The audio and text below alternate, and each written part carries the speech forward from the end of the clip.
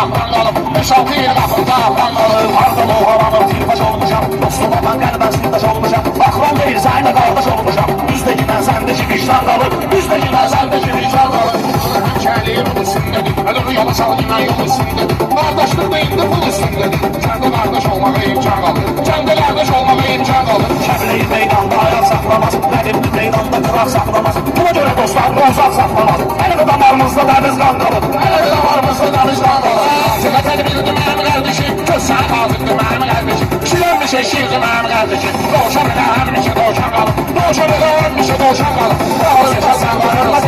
Dalca orada burada söhbət edirlər Bir başına olmuşam qeybət edirlər